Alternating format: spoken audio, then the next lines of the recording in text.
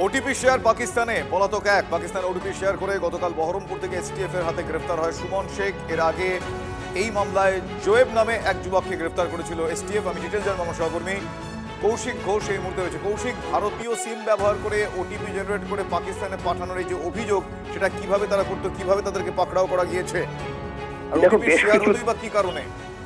দেখো, বেশ কিছুদিন কিন্তু গোয়েন্দাদের নজরে ছিল এই জোহাব শেখ সিম কার্ডের ব্যবসা করতো এবং তার পাশাপাশি বিভিন্ন রকম ভাবে ওটিপি শেয়ার করার ফলে তাদেরকে কিন্তু যে একটা টাকা দিত সেটা ক্রিপ্টো কারেন্সির মাধ্যমে, এবং মধ্য দিয়ে কিন্তু লেনদেন হয়েছে, এমনটাই কিন্তু গোয়েন্দা সূত্রের খবর। এবং এর জোহাব শেখ ছাড়াও আরেকজনকে, এরপর জোহাবকে জিজ্ঞাসাবাদ করে আরো দুজনের নাম উঠে আসে। তার মধ্যে রয়েছে সুমন শেখকেও কিন্তু পাকড়াও করেছে। এছাড়াও একজন কিন্তু এখনো পর্যন্ত পলাতক রয়েছে, ওই গুতিয়া গ্রামেরই বাসিন্দা। অর্থাৎ একটা যে জাল তারা তৈরি করেছিল এই জোহাব শেখের মধ্য দিয়ে, এবং পাকিস্তানে বিভিন্ন রকম ভাবে ওটিপি শেয়ার এবং যে অন্যান্য জঙ্গি গোষ্ঠী বা অন্যান্য যারা দেশ বিরোধী গোষ্ঠী রয়েছে তাদের সঙ্গেও কিন্তু এদের একটা যোগাযোগ হয়েছিল।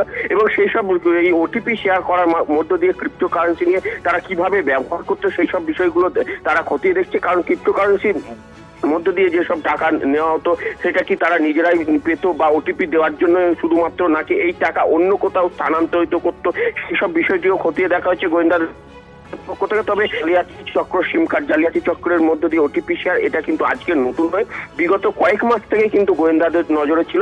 তিনজনের নজরকে গ্রেপ্তার করতে সক্ষম হচ্ছে। ধন্যবাদ কৌশিক। এখন হয়তো বলছে ওই কাজ করছিল, দেশে অ্যাক্সিডেন্ট হলো, তারপরে এবার অ্যাক্সিডেন্ট এবার বাদ গেল, এবার গাড়ি ভেঙে গেছে, এবার গাড়িটা ঠিক করবে, তারপরে তোর কাজে লাগবে, তার জন্য হয়নি। তো এই করতে করতে তো মানে ধরা পড়ে গেল কালকে। ডেলিভারির কাজ করতে? হ্যাঁ। কোথায়? বহরমপুরে? বহরমপুরে। যে বহরমপুর থেকে ধরেছে? হ্যাঁ, বহরমপুর থেকে ধরেছে বিকেল টাইমে। তারপর বাড়ি এনেছিল? বাড়ি এনেছিল কালকে। বাড়ি এসে কি জিজ্ঞেস করলো? বলতে গেলে ঢুকলো বাড়ি, ঢুকে বললো আপনার ছেলেকে নিয়েছিলাম, তাই বললো।